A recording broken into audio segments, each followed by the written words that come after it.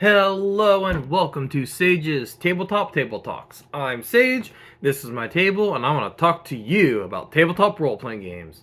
Sorry, I don't have my fan on me today. I left it upstairs, and I don't want to go turn the light on upstairs and wake my wife up, because that would be very detrimental to my health. Speaking of, let's do another video about damage. Trust me, there's a lot, because I think that damage is such an integral part of tabletop role-playing games, because more than anything, what damage does is it creates a lose state for the players. Once your damage is gone, your character has lost. He is unconscious or dead or whatever it is. So it's a very measurable statistic on how well you're doing. But I don't want to talk about getting punched in the face or shot with a shotgun, blasted with lightning, anything like that. Because I think there are other ways that we can talk about how a character can be harmed in role-playing games. Just like there's more than one way I can be harmed if I wake my wife up at 4 in the morning. But anyway, let's get on to just some alternate damage tracks. And I'm not talking about White Wolf's, or even like Savage World's little boxes of damage that you soak in, that you resist with a damage soaks that, a damage reduction, if you will, because that's still just being physically harmed by a physical attack. I think that there's some interesting ways that we can measure a character's actual harm. And once again, to get into White Wolf, most White Wolf games their characters have a curse of some kind. A lot of the World of Darkness stuff, because I'm not really into World of Darkness, I kind of just don't give a shit about vampires and werewolves. And especially not playing like emo, stare penitently into the distance and contemplate my existence type vampires. To me, vampires are so much more interesting when they're bite you in the neck and fuck your shit up type vampires. A werewolf is far more interesting when he's ripping your guts out instead of contemplating our place in the grand cycle of life and death and the apocalypse and...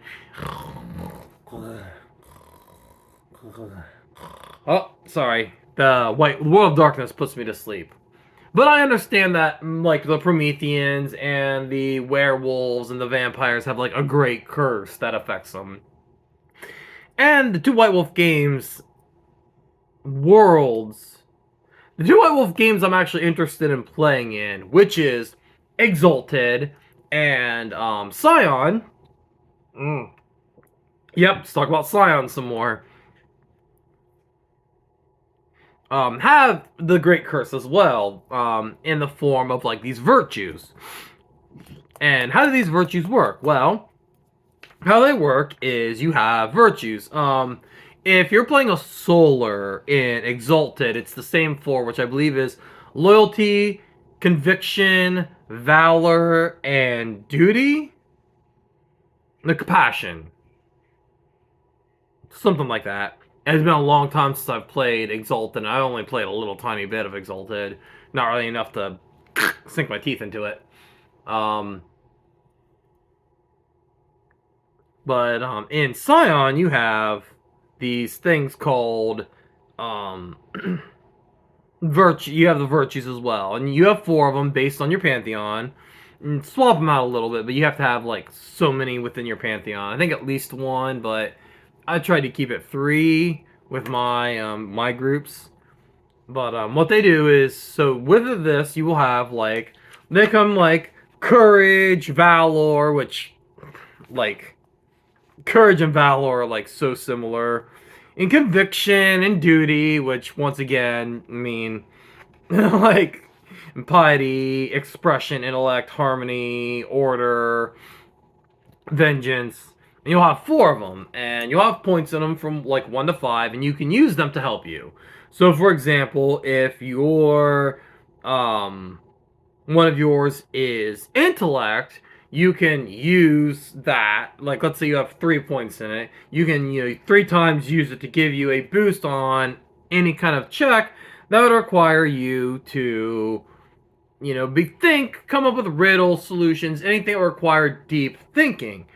However, if let's say you were at a point where you had to destroy a source of knowledge. You're found a great, or the Necronomicon, and you need to burn it in order to stop them from doing whatever it is. Great old one, whatever, something the great old one as a Titan. You would have to make a check against that intellect. You roll the number of dice, and if none of them are successes, then you fail. And if you fail, you kind of go crazy. Um, the intellect one is called obsessive analysis. So if you fail this check for the rest of the scene, which is how Scion measures time, which I fucking love. That's great that Scion measures time just in this is a scene like in a movie, and your character just becomes so over analytical that they are incapable of making an independent decision because they have to stand there and analyze every possible outcome, like Doctor Strange in Endgame, except for they don't do it at light speed like Doctor Strange did, the billion outcome thing. And so a lot of them just last the scene, which is fine. And so I like this because it's like, okay, it's a form of damage that your character can take, that isn't just a physical hit. So, if you are in a position where you're forced to go against your core nature, you can, much like how being unconscious in a fight, you're out of that fight until something can make you better. With this intellect, you fail that, you burn the Necronomicon and fail your check, you're removed from the encounter. And the intellect one lasts the full day. Most of them last the scene, and this is kind of where my big problem lies. So for one day, your character is out, and there's no way to. Oh, sorry. Oof. There's my there's my oh, what'd you call it? Etiquette check failed. But anyway, so there's nothing you can do to fix it, nothing you can do to heal it, which is a problem. You can't heal it. You just have to let it burn out. So for one day, your character is out of the mission. There should be a way to fix it. There might be somewhere in here a rule for completely fixing it. You can spend a resource called willpower, which is a very valuable resource and does a lot of things in Scion to kind of make it so you don't have to roll. You can will yourself past this. But yeah, the intellect one, the obsessive analysis, lasts for a full day. And like I said, you're basically out for a full day. And expression, I don't like expression because expression is literally just artists as opposed to where I would handle it, which is like the concept of freedom and individuality. Because it's like a failed expression roll allows a character to deface or destroy a work of art. Which, yeah, okay, that's kind of dumb. But the big problem here, and it's really where the failing lasts, is their extremity is visceral shock. Their extreme reaction to stifling art pushes them to the opposite extreme. They pour all their guilt and self recrimination into their efforts, and everything they create is vulgar, grotesque, scars, and horrifies the audience. It creates negative influences in things, alternate, improper interpretations of your art, and it lasts for a number of days equal to the Scion's virtue rating, meaning that So if you have that 3 in that rating, ratings go from 1 to 5. And what that means is your character, for 3 days, locks themselves in a room and bleeds on the canvas, creating Eldritch nightmares, and is effectively useless. But I kind of like where they go with this. So this idea of your expression, or harmony allows you to create an imbalance, or chaos within an area. Um, Order does chaos. Like I said, a lot of these are just harmony and order. A lot of them are very, very redundant. But I digress. That's not the point of this video. Um, but like the ones that last more than a day, it's very bad because it just.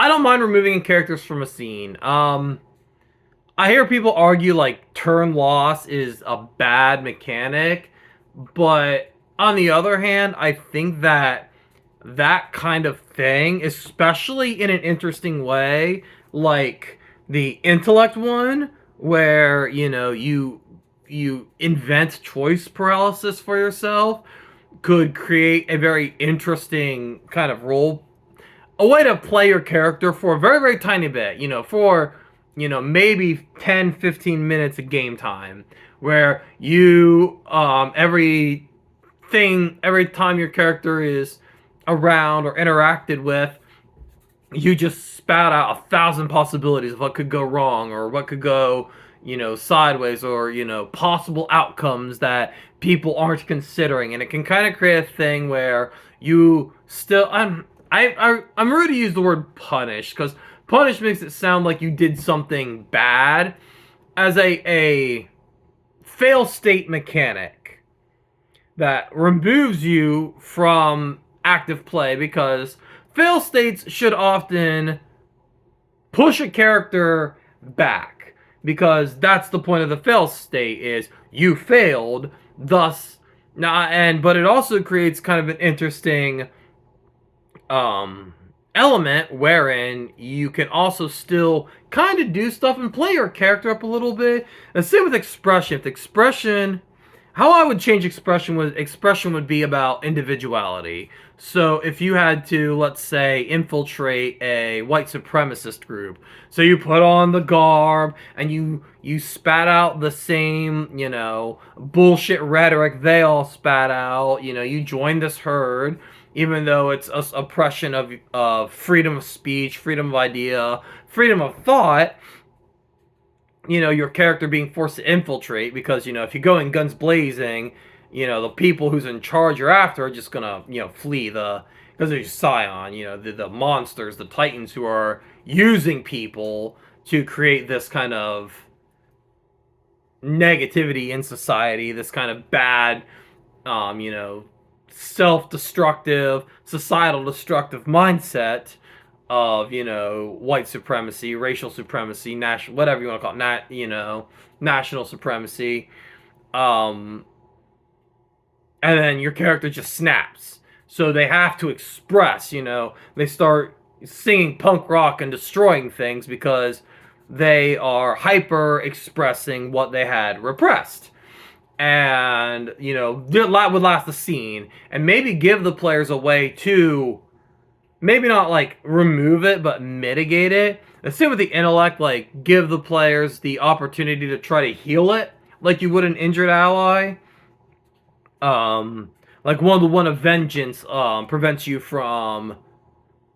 The thing about vengeance is, like, you couldn't let a criminal go, even if, like, let's say the criminal was some small time weed dealer, and you let him go to get to a bigger threat. If he's just some small time pusher, and you basically let him go in order to get to the bigger threat that you're actually after, your vengeance snaps, and you would have to act in a way where you would be completely unable to let any slight go. So, you would end up killing him before he had a chance to talk, or your violence against him would create an example that would make it harder for you to get any information you need. Things like that would allow you to kind of create a fail state, your character would still be effectively removed, but you would still have actions, and the players should be able to heal you with them.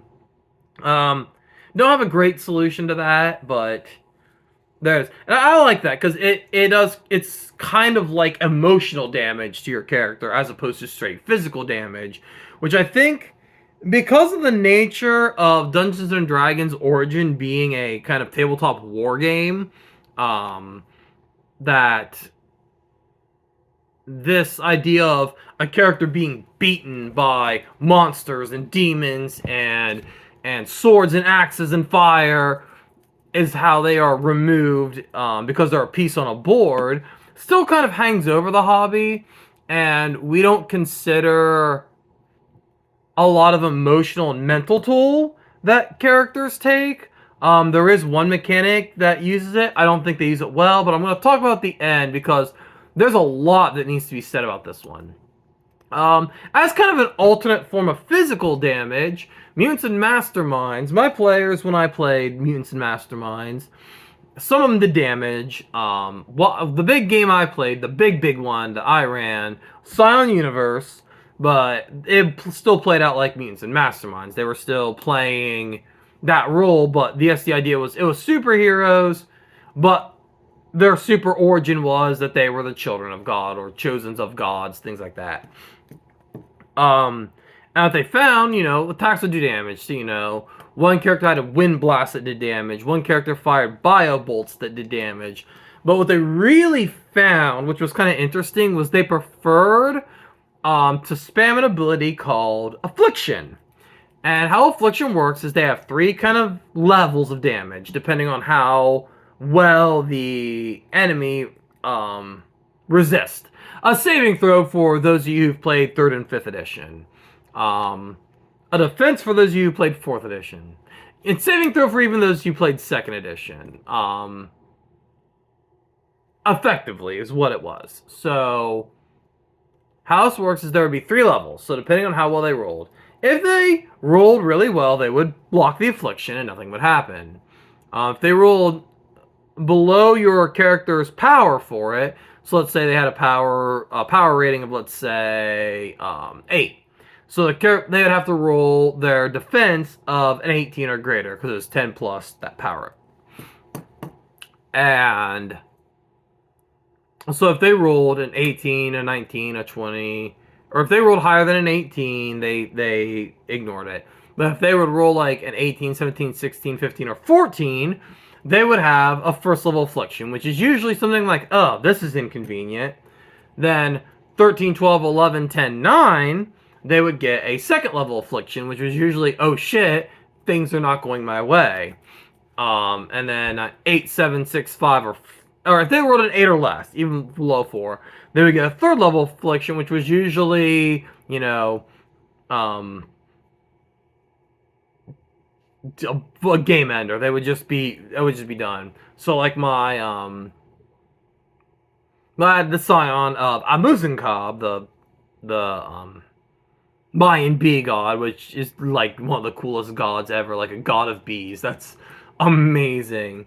And the most terrifying god ever. Like, thunderbolts and fire and hell doesn't compare anything to a swarm of bees. Like, bees, my god. But the character had an energy bolt, which did straight damage.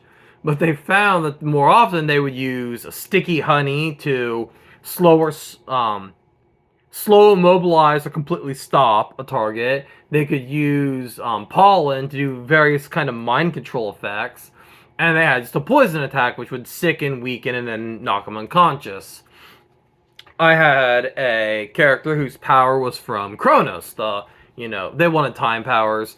The god of time, Greek mythology. And the main attack they used was a stasis blast, where they could, buck their stasis field up by slowing them, immobilize, I think it was just like a stun, and then completely immobilized. They were just time stopped at the highest level. One of the characters had a solar flare, which could dazzle, blind. I think it was stun, dazzle, or completely blind them at the third level. And it was just interesting because they found that they didn't want to do damage. They would rather just blast the target with these status effects. And it was just kind of a cool secondary effect, secondary damage effect, where nobody was actually hurting each other in the game. They weren't punching or kicking or stabbing. They were throwing these status effects at each other.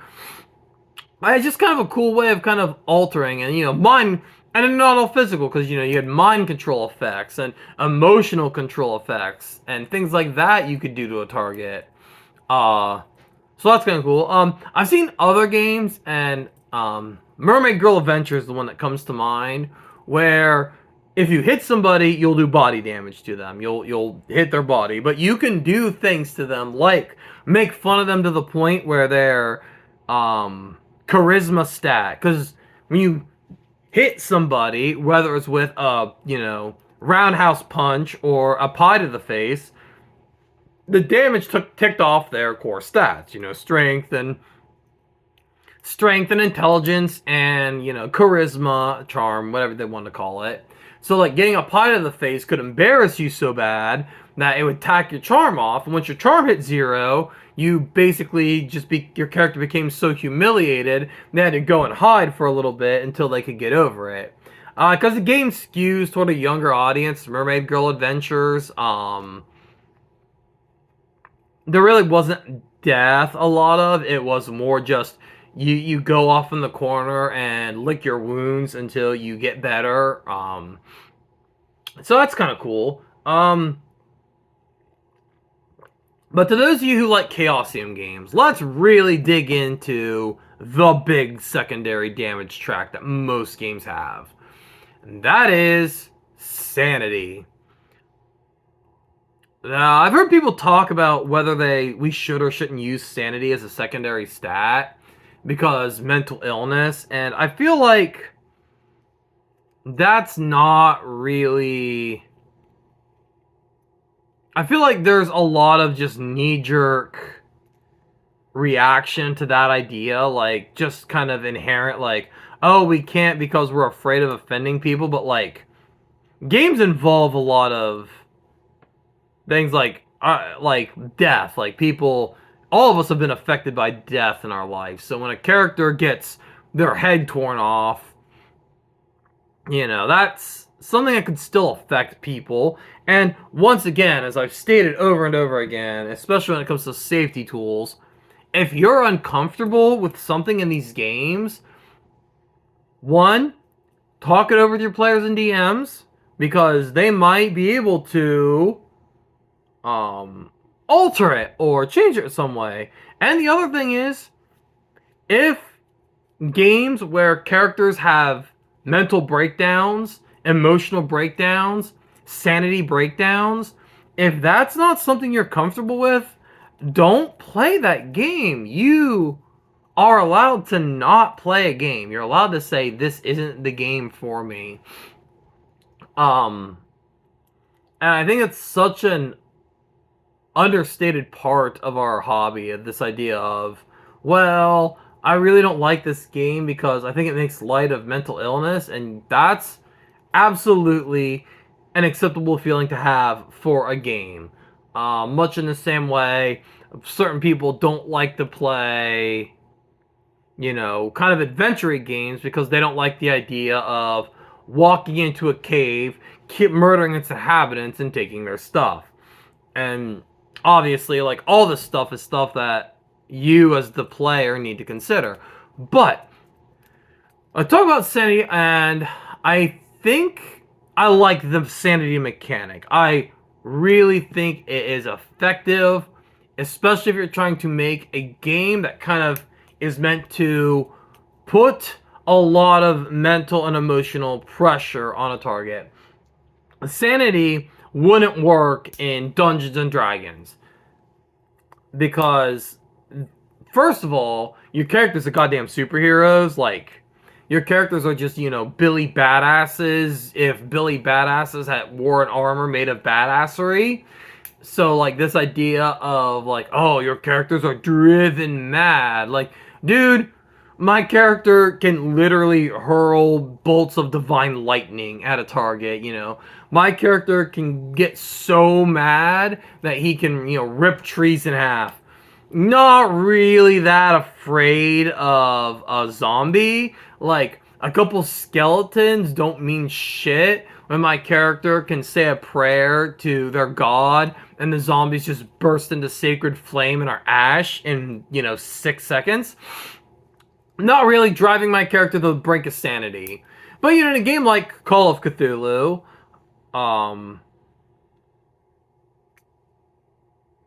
even if the game were more grim dark, you know, like a game like Scion, where there, you know, the virtues, you know, this idea that your character, the weight of the world is so much on your character that it could possibly crush them under the strain of everything. I think a lot of the games don't do it right though. So generally, like how it works is like in Call of Cthulhu, because that's the big one that uses sanity is Call of Cthulhu. Is it works almost like another hit point system. You know, you see, you know, a ghoul eating your friend's face. You make a sanity check, like a saving throw, and if you fail, you lose, let's say, 1d6 points of sanity, and which of course is a death spiral because your sanity just gets chipped away, away, away. And that's part of the point of the game is that your investigator sanities are being chipped very, very slowly by all the shit they've seen, the zombies and the great old ones, and, you know, texts from beyond reality that teach men things that they were never meant to know. And what I don't like are often how these insanities work. So often there's this big random table because rolling on random tables is fun. Let's be completely honest. But it gets really weird. Like, oh no, I lost 20 points of sanity. Clatter, clatter, clatter. So I just saw a three-headed fungal creature whose shape isn't quite describable and exists in 4 dimensions. So my sanity just dropped. And I roll my D percentile, clatter, clatter, clatter. Let's see, that's a 13. I am now afraid of clowns. What? Why am I afraid of clowns? That's just what you rolled. Oh no, you know, I just read text that really showcased man, I can't remember the name of it, but the ultimate torture device in Hitchhiker's Guide to the Galaxy that shows you just how insignificant you are in the comparison of the universe. And it drives you mad. You know, I read a book that has that effect on me. So, oh man, I've gone crazy. Clack, clack, clack, and now I wanna fuck corpses. What? No. So I think if you want, there's there's immediate sanity reactions that I think could work really well. So let's say, for example, you see something absolutely horrifying. You see the 4th-dimensional 3-headed fungus creature that is eating the age, you know. It's bit down on 3 people and they are aging in reverse before your eyes. So you go, oh fuck, this is fucking weird. What the fuck is happening? Your character now is taking a temporary hit to their sanity. It hit them bad enough that their character has gone temporarily insane. And a lot of times this comes down to dumb shit like, oh, your character does cartwheels for 45 minutes or whatever. I think realistically, because if you see something that is truly terrifying to you, generally people have one of 3 reactions, which is people talk about fight or flight, but shock is something else that absolutely happens. So you roll a 6-sided die, and on a 1 or a 2, flight kicks in. Your character freaks out and flees. They do everything they can to get away. On a 3 or 4, your character goes into shock. They just stop. Whether it's because they curl into a ball and cry, or whether they just stand there frozen for a period of time, their character goes into shock. Or, on a 5 or 6, your character goes into fight mode. Your character pulls out their gun and just starts emptying clips into this creature who doesn't actually exist within our reality. So you're hitting 3 of its 4 dimensions, but it's not basically the effect of effectively giving them paper cuts with every bullet. But you just stand there firing until you're out of bullets, and you pull out your knife and rush it because such a thing your mind instinctively thinks has to destroy it. All 3 of those create a situation where your character is effectively removed from combat. Like, your character has become useless for a short period of time, and your character should be able to, snap him out of it. Grab your fight guy, pull him and drag him away. Take the guy who's running away and, kind of grab him and keep him in place. Give a couple of those, 1950 housewife slaps when they see a mouse to the character who's in shock and kind of get him out of it. But the end of the day, but like a lot of them just get into some really, really goofy territory because they want you to roll deep percentile and have a list of 80 different ways your character could play a crazy character. And that's just dumb. That's just not. In a lot of ways, it's not interesting, or it leads to situations that is uncomfortable to people. It's like, your character is now bipolar. So now what that means is that the player character often will take that as an opportunity to just comically go from crying and then immediately go to anger and then go back to crying within a span of 30 seconds, which is not how bipolar works. But that's kind of movie bipolar. And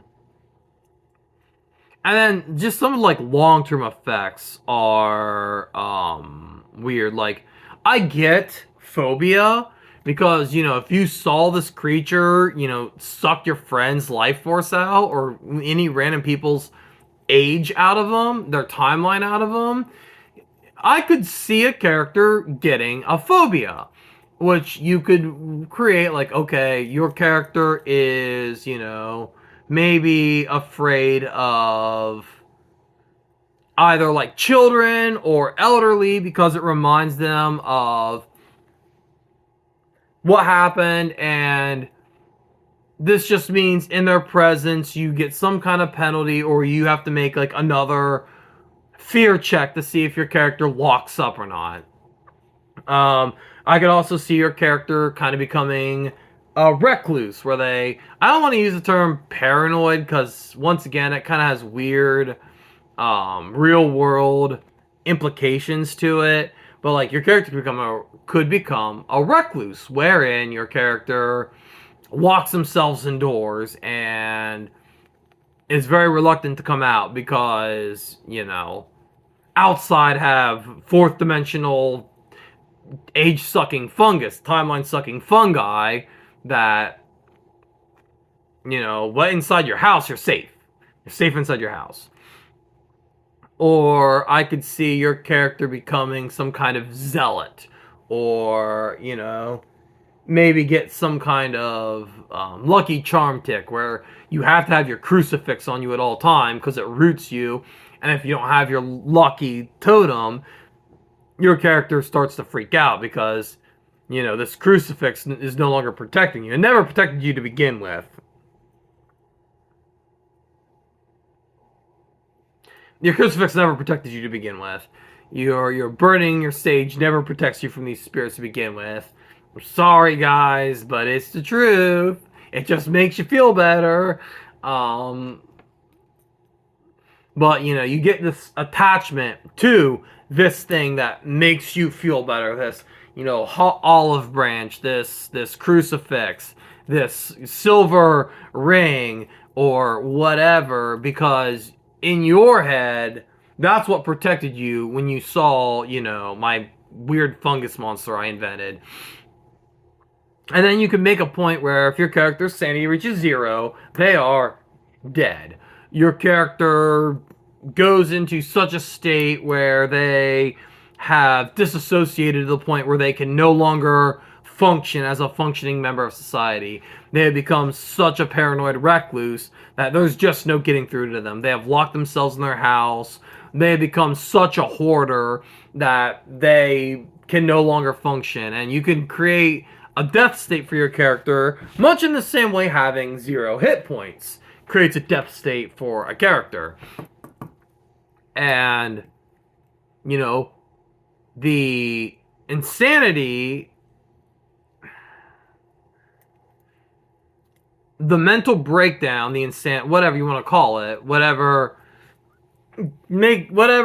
phrasing you would want to use to kind of not make people feel weird, whatever,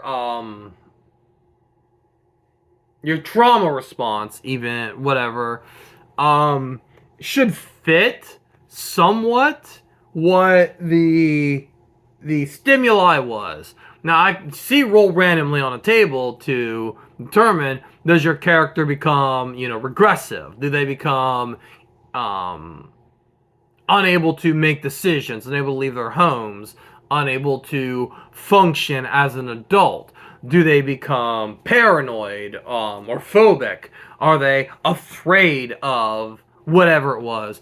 But like a lot of them, you get a random phobia or like some weird random stimuli that creates this state where your character no longer functions. And once again, rolling random is fun. It's the reason we play this game is to roll randomly on stuff. But it's still, the punishment should fit the crime, as it were. You know, dealing with matters beyond human comprehension, it shouldn't just make you desperately want to fuck, aliens, which is a perfectly normal mindset to have. Okay? I don't need you shaming monster fuckers.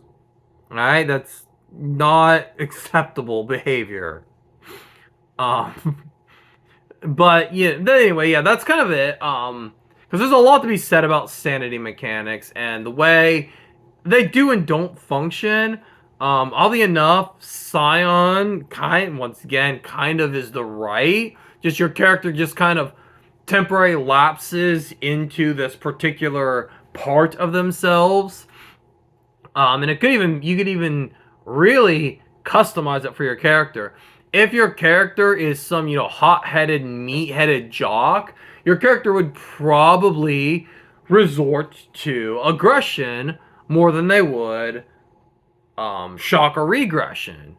And it could be a really game-changing element if, your big tough guy, your, hillbilly with a shotgun gets to the point where what happened to them, they're no longer meeting with the idea of big bang solve problem that, this that whatever it is so far beyond their comprehension, and the idea of a shotgun and a pickup truck not solving your problems all of a sudden just breaks who they are, and you could use that to create a fundamental change in the way the character functions, the way the character acts, the way the character sees the world. And that could almost function like, I don't want to say an insanity, but like an emotional break. Like, oh no, all of a sudden my character realizes that his shotgun doesn't mean fucking shit against, the realities of the horrors of the great span of the universe. Or, maybe a character who's a little more cowardly, maybe Shaggy gets to the point where his mind breaks to the point where, zoinks, I'm gonna beat this thing up with a baseball bat. Oh, come on, Scoob.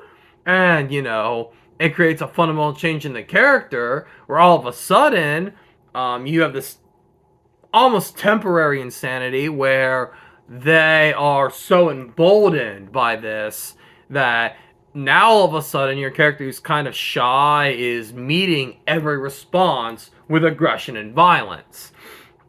Which, of course, leads to a great deal of problems, especially if they're not ready for it. Like, if my scrawny ass started meeting every one of my problems with fisticuffs, I probably wouldn't live very long. Like, I would probably see the, soul of some dude's boot very, very quickly, as opposed to using diplomacy and humor.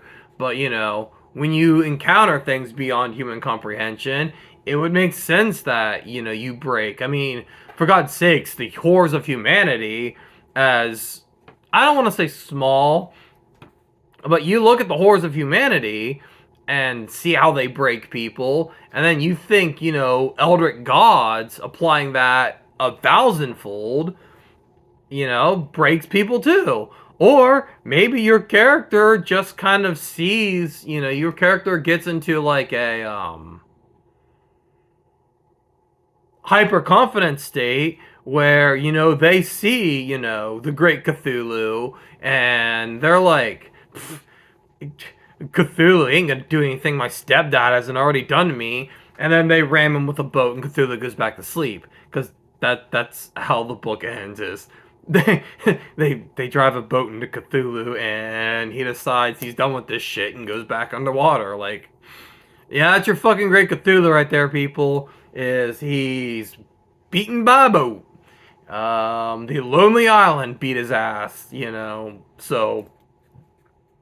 But anyway, you see what I'm saying? Like, you could create like these like very much smaller, constrained, but appropriate insanity charts that would allow you to create vast changes in the way your character stands. And, Shaggy, once he realizes that solving his problem with violence is only leading him to getting, leather to the teeth, maybe he'll change his ways again. Maybe he will heal the sanity and start to realize that, maybe the baseball bat was a one-time solution and not an everyday solution. But anyway, that's really all I got to say. I can do 100 more videos on health because, like I said, I think measuring health, mental, physical, spiritual, emotional, whatever, is such an important part of the game. Because I know there are games out there that are trying, there's a lot of ideas of removing health systems from games, and I don't really think that that's proper. Cause like, how many games are there out there where there isn't some measure of if X condition is or isn't met, I lose the game. Board games, let's say you're in a competitive board game, Chutes and Ladders. The distance back you are from Space 100 is a measure of whether you've won, is how closely you are to winning or losing. The further back you are, the further you are from winning. The closer you are to losing the game. And that's health, the further from your max you are, the closer you are to losing that character. The closer, in a video game you'll have health, and even in games like Candy Crush you'll have turns or number of turn moves or a time limit that you use. So measuring how close you are to a lose state is a very important thing in games, and I don't like single step fail states. A couple games are like, if you fail, your character is beaten, lost, pushed back, whatever. And even it's only like 3 hits, like, so the PBTA, like Bluebeard's Bride, kind of just, it gives you an extremely limited number of fail states you can use in order to, before you lose the game. And it's like a lot of ways to mitigate it, but you really, I don't. It creates a situation where you get a lot of thinking about your health points, your hits, your mental endurance, whatever it is, instead of thinking of ways to play the game. But if you're 1 point, one fuck up away from a lose state, if it is just, oh man, if I roll one bad roll, if I make one bad decision, the state is lost, my state is lost, you are going to stop playing an adventuring game or a social game or whatever. You're going to stop playing a game where you are an active participant, and you're going to get to the state where every action you take is the intellect um extremity, where you're just like, fuck, if I do this, and then the odds are, probably close to like 60% I succeed. But oh man, that's a pretty big loss. But if I do this, I'm probably looking at about maybe a 1 in 3 chance. So it's like what, 66 and, or yeah, 66 and a 6. So that's a little better. And this is, I got 1 in 4 chance. So that's like a 25%. 1 3, sorry, 1 3 is 33 and a third. Um, 2 and 3 is 66.66. Um, 1 and 3 is 33.333%. But you're gonna sit there and you're gonna analyze everything instead of playing what comes naturally. So that's why hit points, and maybe not Dungeons and Dragons hit points, like every character is like 800 hit points. That may not be the right way to do it. I've seen solutions that I don't really care for, and I might do another hit point video just because, like I said, there's so much to talk about in this space. Um, but I also think that there's a lot of space to play in for characters taking more than just nice to the stomach as damage, mental and emotional damage. Because let's be honest, taking mental and emotional damage can be just as, if not more devastating than taking physical damage. A broken bone might heal, but long-term trauma is not. Those emotional scars heal way harder than those physical scars. So there's definitely a place within this game space to consider non-physical damage, other than, well, oh, you took 4 points of psychic damage. Okay, but that's just health damage again. Like, it doesn't feel different than getting hit with a knife. But anyway, that's really all I got this time around. As always, if you guys have any discussions you'd like me to talk about, by all means, leave them in the comments.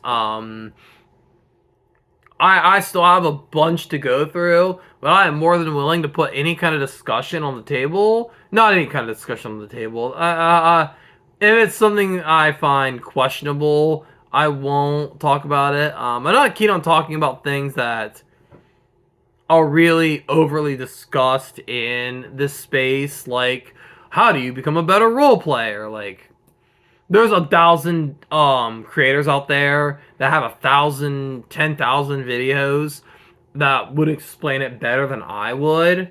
So like I said, this series is more about the things people don't discuss within these game states, or things I feel that they are having a wrong conversation about.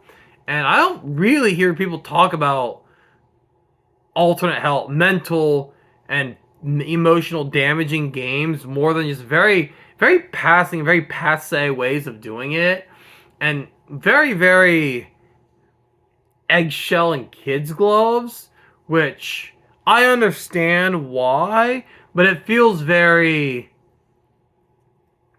disingenuous to pretend like the game space can't be used to discuss emotional and mental damage, even in a high fantasy game. I mean, taking mental damage is like literally part of the hero's journey. But anyway, like I said, if there's anything you'd like me to talk about, any issues you have, anything you would like to add or possibly contest with this video, by all means, I'd love to hear it. And I'll see you guys next time. Bye. Bye.